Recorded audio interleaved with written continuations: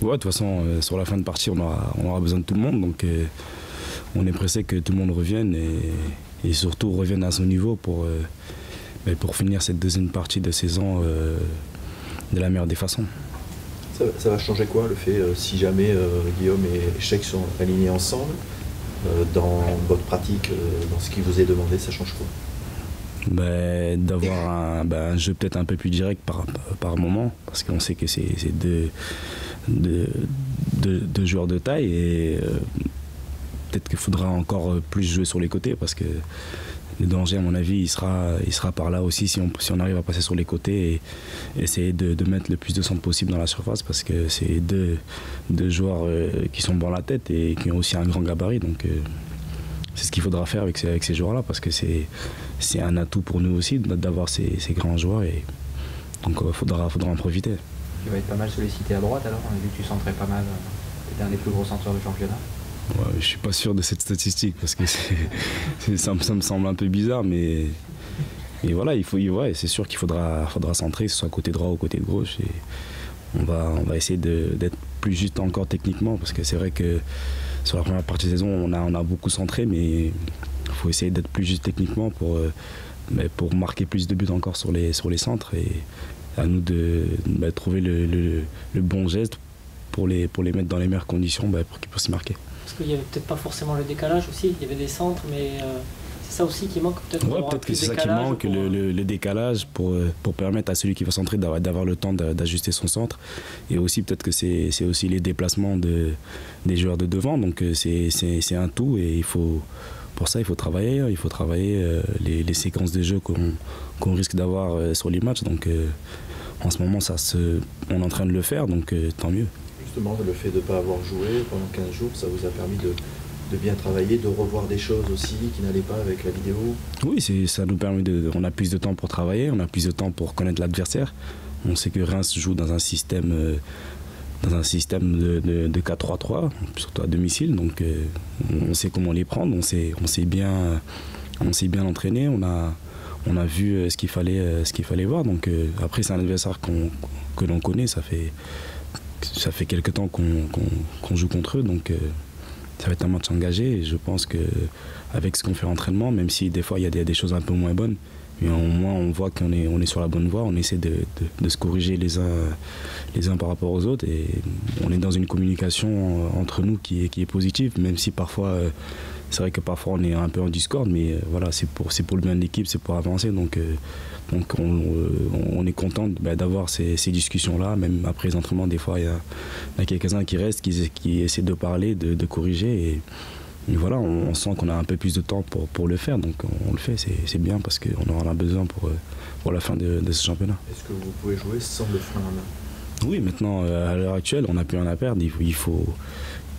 faut essayer de jouer sans le frein à main. Il n'y a plus rien qui nous retient. On n'aura plus, entre guillemets, cette excuse de on joue à 14h le dimanche ou il y a un match dans la semaine. Donc voilà, il faut tout lâcher. Il ne faut même pas qu'on se pose des questions. On n'a absolument rien à perdre. Donc il faut aussi se faire plaisir sur le terrain, c'est tout.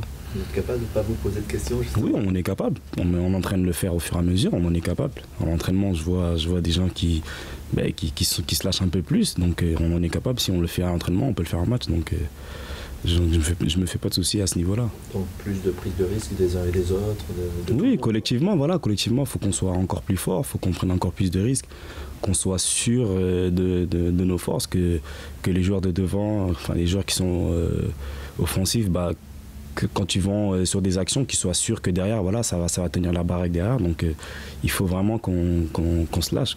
Et c'est ce qu'on va faire dès samedi contre Reims. Et est-ce que ça peut changer votre image d'équipe qui joue pas très bien au football justement? Oui, ça peut changer parce que des fois, certainement qu'on joue avec le frein à main, donc on sait que le football c'est jamais bon et il faudra qu'on fasse des matchs pleins pour pouvoir les gagner parce qu'à ce niveau-là, on peut jouer contre n'importe qui, si on se lâche pas, on les gagnera jamais ces matchs-là. Donc voilà, faudra vraiment se lâcher offensivement et se dire que derrière, voilà. Ceux qui vont rester derrière, ils vont rester là pour nous rassurer et pour rassurer tout le groupe. Tu parlais du déplacement des joueurs de devant. Est-ce qu'avec le retour de Cheikh, c'est un peu plus confortable? Donc c'est quelque chose que vous connaissez bien? Oui, c'est sûr qu'il nous apporte beaucoup. Il nous apporte beaucoup. par son jeu de haut but. Il y a aussi Guillaume, par ses déplacements. Voilà, on a besoin aussi parfois d'un point d'appui pour pouvoir ressortir les ballons, parce qu'il y a des moments où on est dans des situations où voilà, on a besoin de quelqu'un devant. Et là, le fait de les avoir tous les deux, ça sera un plus pour nous, et à nous offensivement aussi d'apporter un peu plus de ballons pour eux, pour qu'ils jouent pour qu'on joue avec leur qualité. Ça a manqué ça en janvier justement? Ouais, à un moment donné, c'est sûr que ça a manqué un moment. Les joueurs voilà, on était vraiment acculés vers notre but et on ne trouvait pas les solutions. Donc là, le fait de les avoir, on aura un jeu plus direct, et l'adversaire sera un peu plus surpris parce qu'on aura plusieurs facettes pour les mettre en danger. On va retrouver Krychowiak. Est-ce que tu penses que ça a réussi avec on n'est pas surpris, parce que même quand il était ici, on savait qu'il allait avoir une trajectoire assez intéressante. Et c'est quelqu'un de travailleur, il ne lâche jamais. Aux entraînements, il vient parmi les premiers. Il fait toujours des séances en plus. Donc je suis vraiment pas surpris de ce qui lui arrive. Et il a encore de belles années devant lui, et je pense qu'il va encore progresser. Et je ne serais pas surpris s'il atteint un plus gros club. Et franchement, je ne serais même pas surpris. Qui c'est qui lui a trouvé son surnom, la bûche?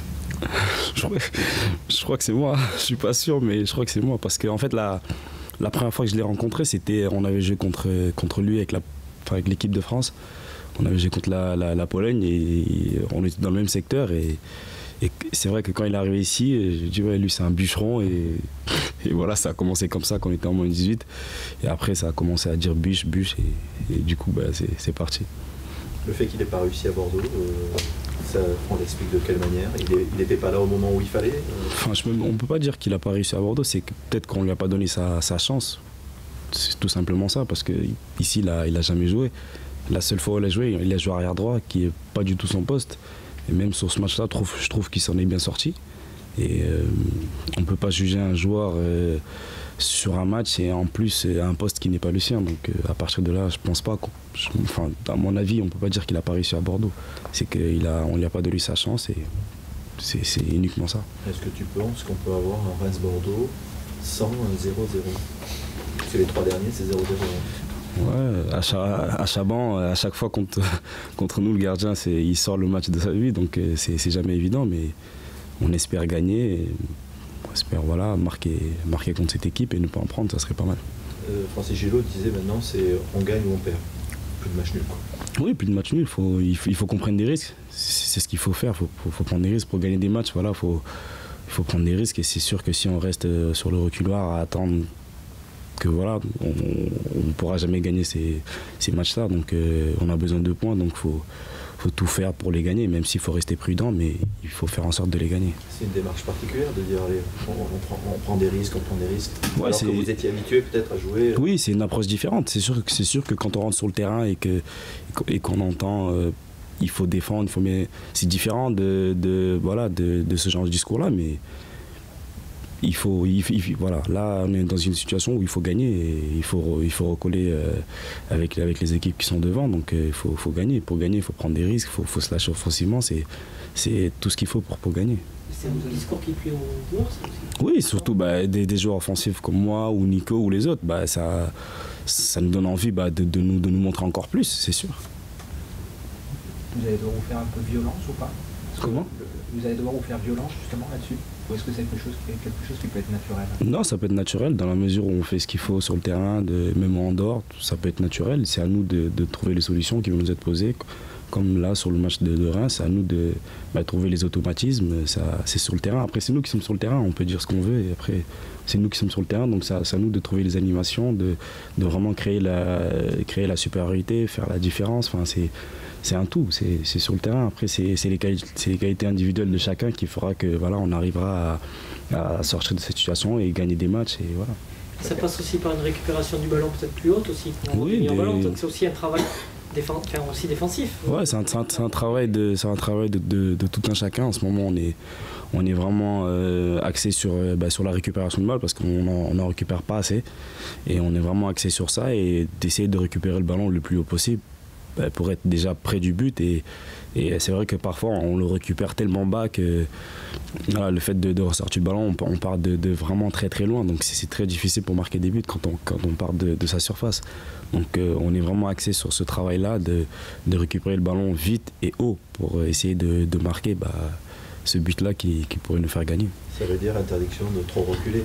Ouais, c'est sûr qu'au départ, on aura une position, on n'aura pas une position trop avancée. Après, c'est surtout sur des pertes de balles ou sur une mauvaise relance des défenseurs. Voilà, il faut sentir le coup et vraiment presser ensemble, parce qu'à l'heure actuelle, je trouve qu'on pressait mais pas ensemble. Ça veut dire qu'il y a un joueur qui allait presser tout seul et ça nous porte souvent préjudice, parce qu'en allant presser tout seul, on crée des brèches pour l'équipe adverse. Donc il faut qu'on le fasse ensemble et je pense que ça peut marcher.